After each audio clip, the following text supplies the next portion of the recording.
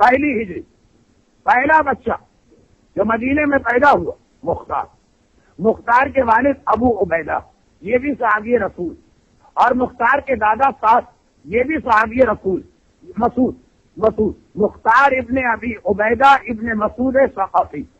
جب شہر مدینہ پیغمبر کے آنے کے بعد ابو عبیدہ کے گھر میں یہ بچہ پیدا ہوا جس کا نام مختار رکھا گیا، اس زمانے کے دستور کے مطابق، اور یہ طریقہ آج بھی، ابو عبیدہ اپنا بچہ لے کر رسول کے پاس آئے تاکہ پیغمبر کی زیارت اس بچے کو کرائے اور پیغمبر سے دعا لے۔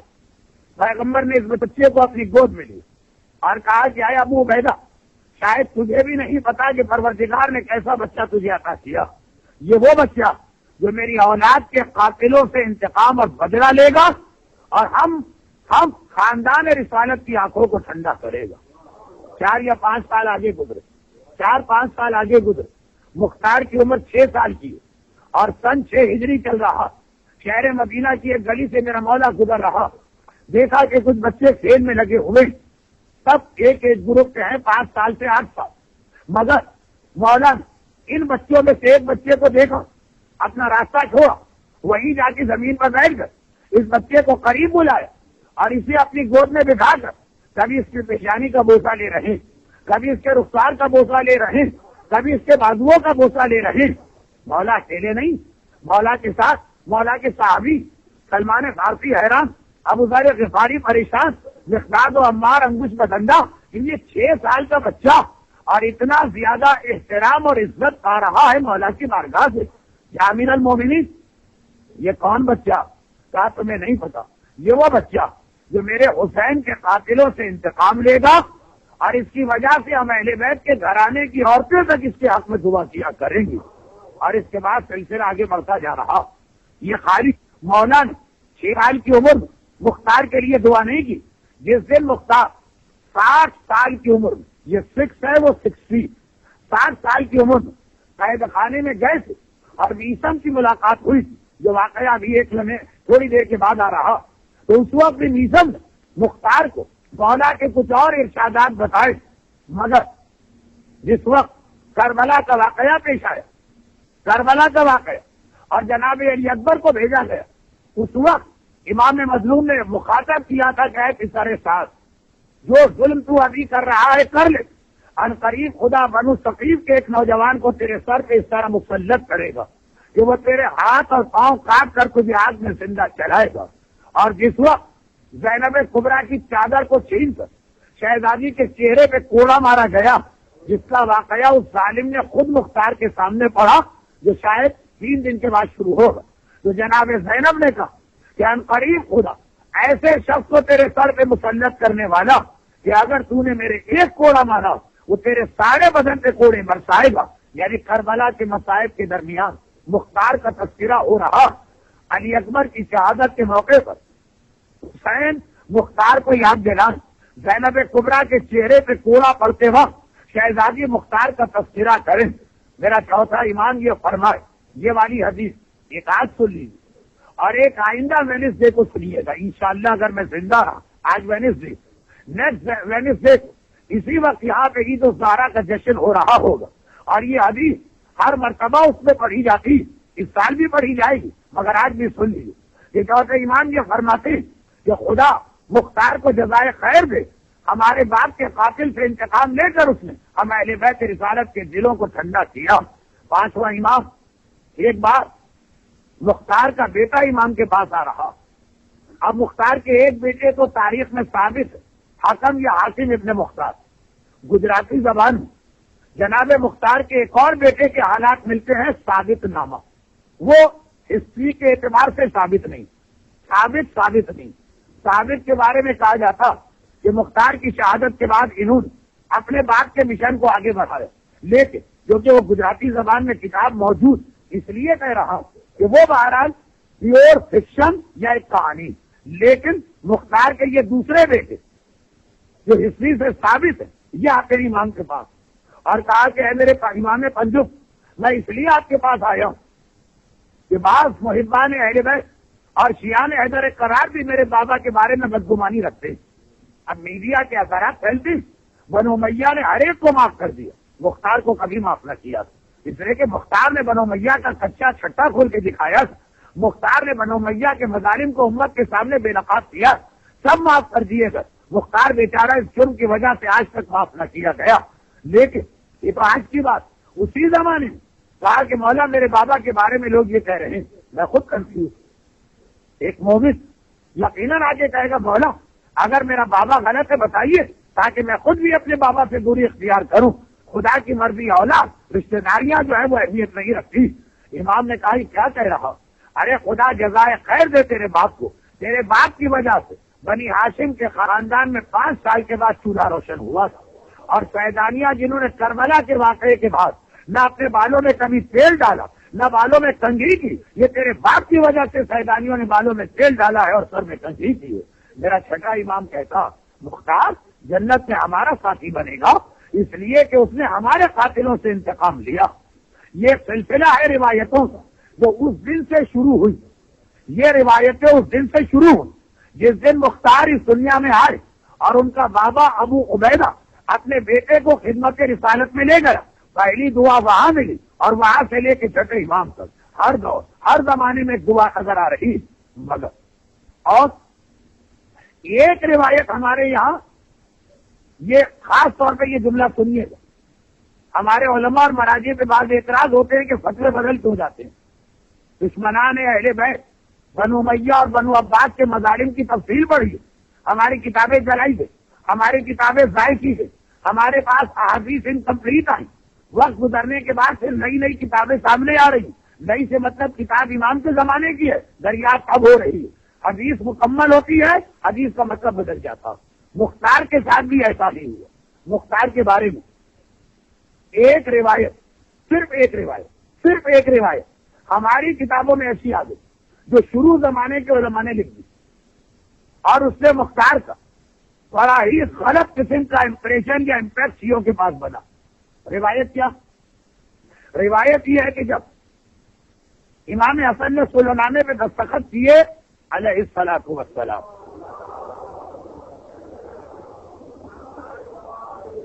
جب سلونامے پہ دستخط کیے تو حالات ایسے تھے کہ امام کے انتہائی قریب اور اپنے آپ کو حسن کا بڑا وفادار ثابت کرنے والے وہ سب بھی دکھ چکے تھے، حاکم شام ایمان خرید چکا تھا، اور ایسا ماحول بن گیا کہ کسی کو کسی پہ یقین نہیں رہ گیا، جیسے صدام ملعون کے بارے میں کہا جاتا، غدافی کے بارے میں کہا جاتا، جتنے یہ ڈکٹیٹر کہ ان کی ساری حکومت اور ڈکٹیٹرشپ ان کے انٹیلیجنس کے نظام پہ چلا کرتی، شوہر کو بیوی کے بارے میں نہیں پتا ہوتا، بیوی کو شوہر کے بارے میں نہیں پتا ہوتا، والدین اولاد کے بارے میں یقین سے نہیں کہہ سکتے، اولاد والدین کے بارے میں نہیں کہہ سکتی، یہ کوئی چیز نہیں، ہسٹری ریپیٹ اٹ سیلف، یہ سب گزر چکا۔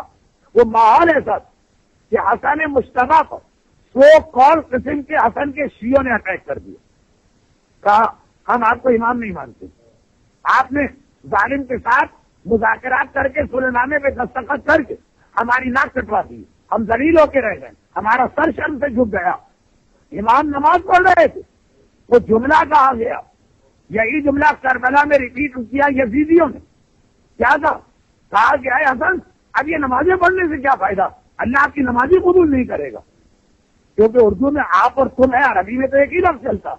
یہ وہ لوگ ہیں جو کل تک اپنے آپ کو حسن کا شیعہ کہہ رہے، حسن کی فوج میں شامل ہے، نماز پڑھتے ہوئے حسن مشتبہ کو دھکا دے کر مسلح سے ہٹایا گیا، مسلح چھین کے دے گئے۔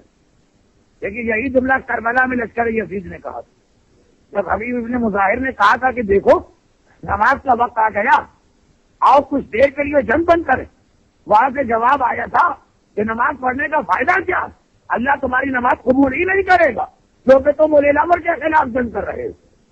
ہر چیز کی دلیل لائی قرآن سے جاتی، تم اولی الامر کے خلاف جنگ کر رہے ہو، اور حبیب برداشت نہ کر سکے، ارے تمہاری نماز قبول ہو اور نواسا رسول جوانان جنت کے سردار کی نماز قبول نہ ہو، مولا میں برداشت نہیں کر سکتا، اب یہ نماز آپ کے نانا کے پیچھے کوثر کے کنارے پڑھوں گا۔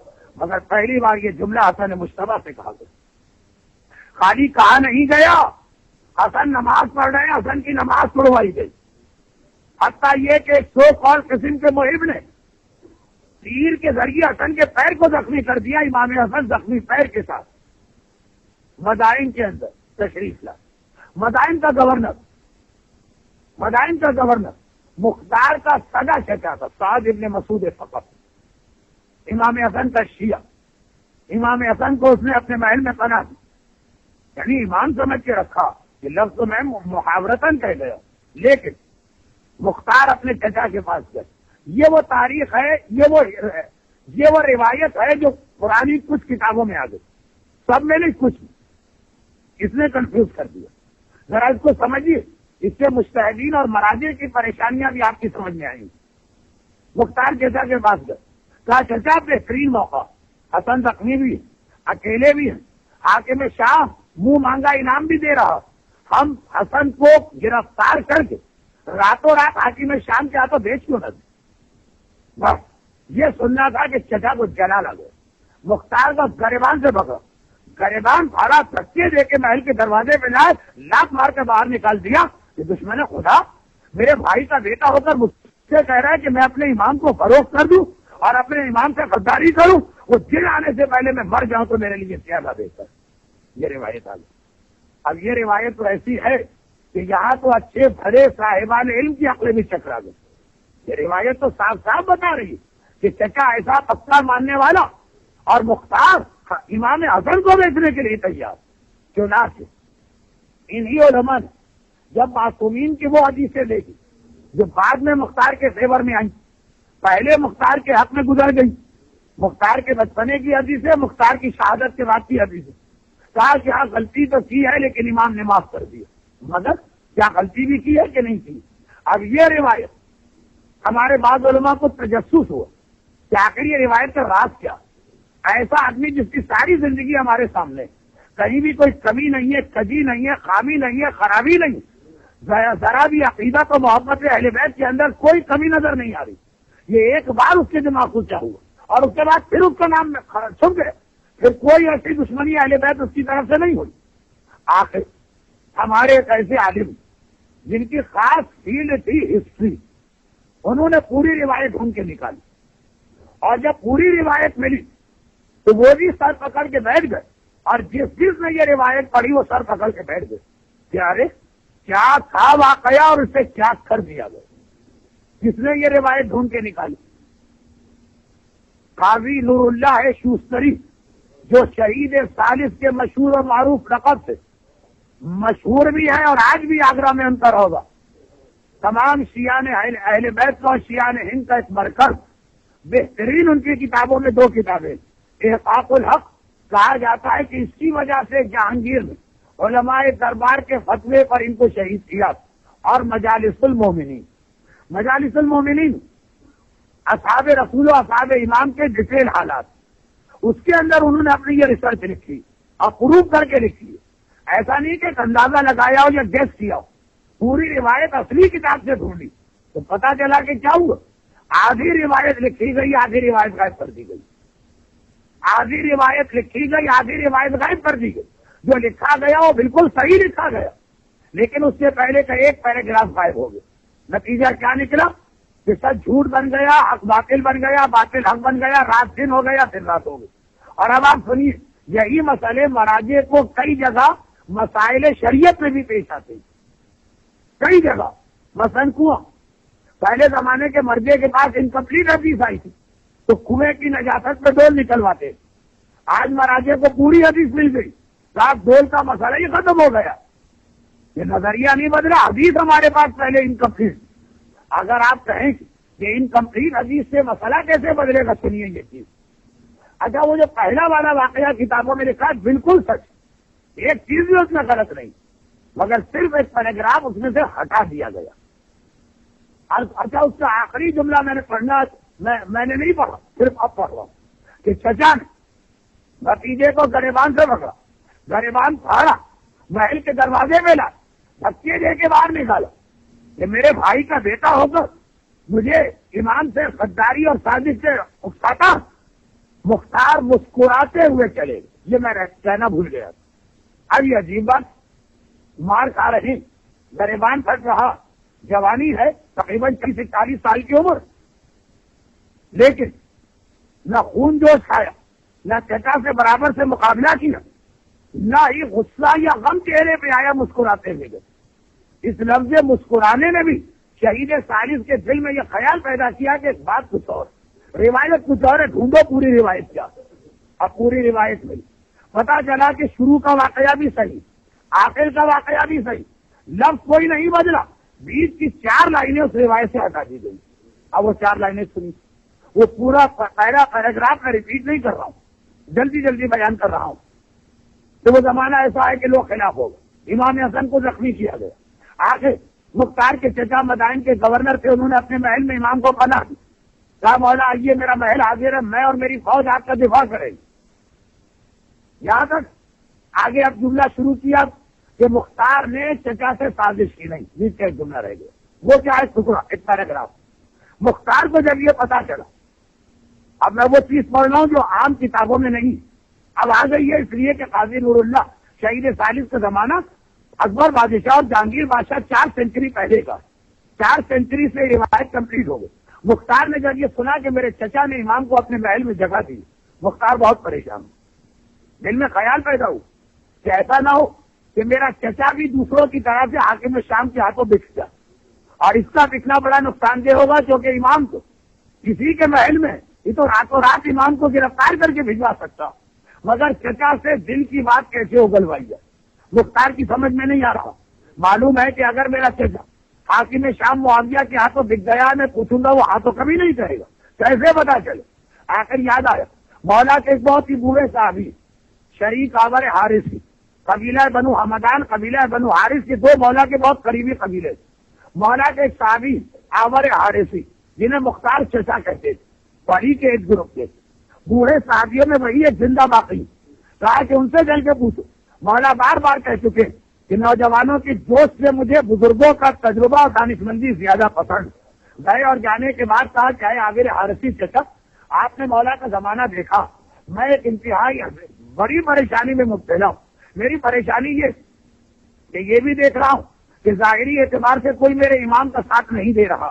میرے چچا نے پناہ دی، اگر میرا چچا غلط ہے تو ایسا نہ ہو کہ راتوں رات گرفتار کروں، مگر میں یہ بھی نہیں چاہتا بلا وجہ شک کروں. ہو سکتا ہے میرا چچا بالکل صحیح ہو اور میں امام حسن کو ایک مخلص کی پناہ سے نکال کے دشمنوں کے درمیان لے جاؤں. میں فیصلہ نہیں کر پا رہا ہوں، میں کنفیوز ہوں. میری ججمنٹ پاور جواب دے چکی ہے.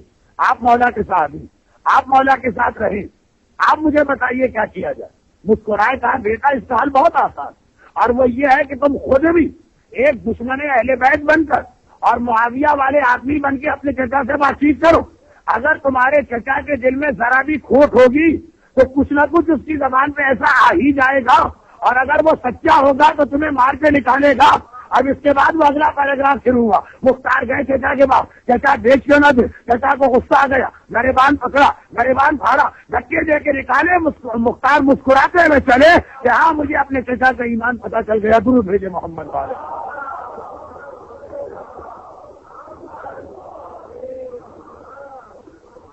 یہ دوسری چیز تھی. مختار کے غیب کی خبریں کس نے بادشاہوں کو کنفیوز کیا. لیکن کل میں بتا چکا ہوں حبیب رشید یہ کوئی خالی اکیلے مختار کو چھوڑی ہے. جو علی کے قریب آیا، علی نے اسے قیامت تک کے حالات کی اطلاع دے دی. سب نے یہ دعوے کیے، دعوے کیا کیے، صحیح باتیں بتائیں. اور یہ والی حدیث، لیکن یہ حدیث بھی بعد میں حل ہو گئی. تو اب مختار کے حوالے سے ہمارے علماء کے پاس کوئی کنفیوژن نہیں رہا.